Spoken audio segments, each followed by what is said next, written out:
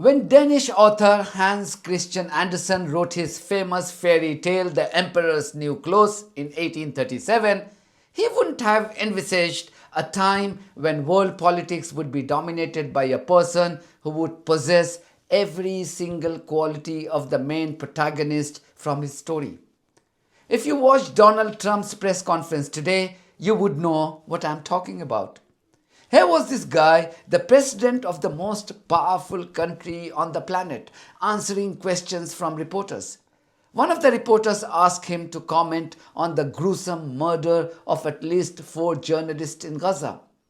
These journalists were murdered alongside 20 civilians using American bombs that Israeli terrorists dropped on a hospital in the Khan Yunus area in Gaza. Let me repeat. Israeli terrorists had dropped American bombs that are provided to this rogue settler colony with the approval of Trump. Israelis dropped these bombs in 2 rounds on Nasser Hospital and slaughtered more than 20 people. And many hours later, when a reporter asked him, Donald Trump, to react to this ghastly attack, which is a war crime under international law, how did Trump react? He appeared surprised and utterly ignorant. If we could get your reaction, sir. The Israelis bombed a hospital in Gaza, killed 20 people, including 5 journalists. When did this happen? This happened overnight, today. I didn't know that. Any reaction to this? Well, I'm not happy about it. I don't want to see it. At the same time, we have to end that whole nightmare. I'm the one that got the hostages out. I got them out. All of them. Steve Witkoff has been amazing. He's done a great job. But I'm the one that got them all out through my people and through me.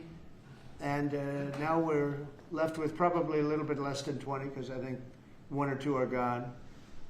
And I said a long time ago, I'm going to get them out. But when we get down to that final 10 or 20, these people aren't going to release them because they're dead after they release them. So it's a nasty situation. Very nasty, horrible thing.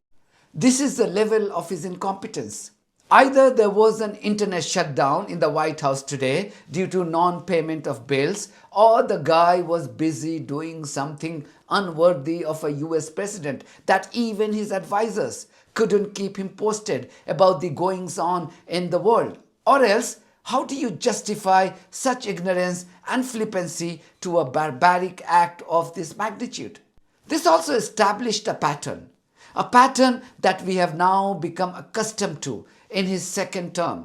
He is clearly clueless about the functioning of his own administration. He is so clueless about his administration that he recently fired 3 top individuals, 3 top military officers from the Department of Defense because their assessment on Iran had contradicted with the claims made by this narcissist. Those sacked unceremoniously were no ordinary individuals. They were Defense Intelligence Agency Chief Lieutenant General Jeffrey Cruz, Chief of the Navy Reserve Vice Admiral Nancy LaCour, and Commander of the Naval Special Warfare Command Rear Admiral Milton Sands. These 3 were the topmost military officers in the Department of Defense in the US. But they paid the price for working under an incompetent president of their country. Remember what Trump has said after US B-2 bombers targeted Iranian nuclear sites in Fordow in June this year.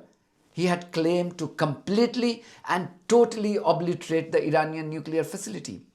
A short time ago, the U.S. military carried out massive precision strikes on the 3 key nuclear facilities in the Iranian regime: Fordow, Natanz, and Esfahan.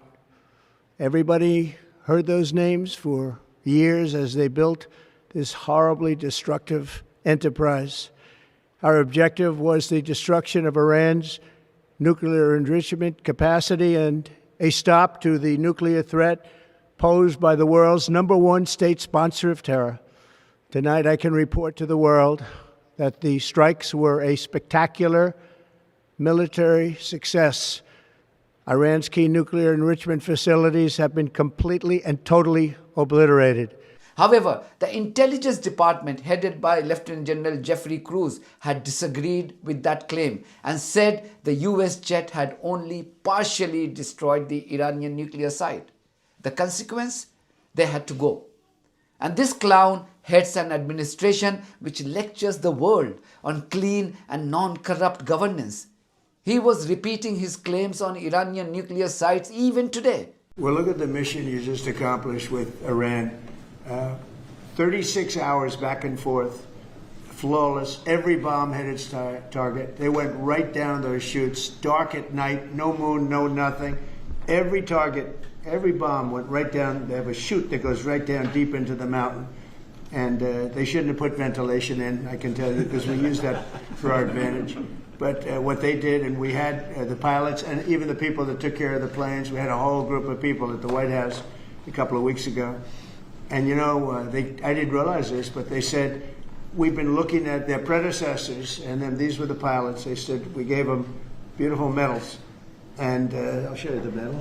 Gave them a medal just like this. See? Just like that. They were so happy. Gave a lot of them out for that. It was an incredible job. You know, we had 52 tankers. People don't realize, so that they could refuel. We had many fighter jets, F-22s, F-35s. We had many. It was an amazing operation. It was flawless. Compare that to the operation when they went in with the helicopters crashing and everyone running around the desert, and the prisoners being taken, and that was Jimmy Carter. And what a horrible thing. This was the exact opposite. This was the exact opposite of what they did in leaving a very, very nice place. The Taliban runs a tough operation in Afghanistan, and I think it was the most embarrassing day in the history of our country. The problem with Trump is that he's extremely incapable of speaking eloquently. This often happens with individuals who have spent his life socializing with petty thugs or pedophiles. In other words, people with lower IQ and sophistication. His daily press interaction is an example of his severely challenged oratory skills. Look how even this BBC presenter summed up Trump's press conference earlier today in visible exasperation. Everything works out. So a press conference very much in the style of this presidency. It's been ongoing for an hour. It's meandered in different ways. It's been part monologue, part Q&A, and very often it is a stream of consciousness from the president. And Bernd Debusmann has been listening in as it's been ongoing. It's been quite a while now that he's been talking, and he's still to meet the South Korean president, the new president at the White House a little later, which is what we're going to talk about. So I'm not surprised that he said he wasn't aware of the latest incident of Israeli barbarity against medical professionals, journalists, and innocent and unarmed civilians in Gaza.